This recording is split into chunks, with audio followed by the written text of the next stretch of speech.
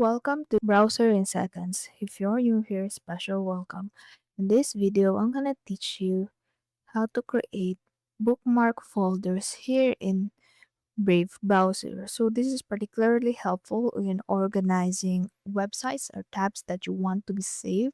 It's not going to be saved like individually like this. So this is helpful if you're doing a research for one particular topic so that it will be organized.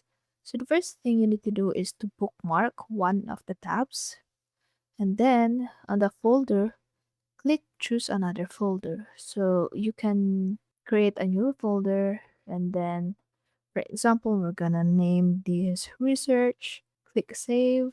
And then you can also add other tabs in there. So as you can see, since it's the last folder that we have something saved, it's going to recommend that one. So just click done. And then you can also right click on it and then bookmark all tabs and click research.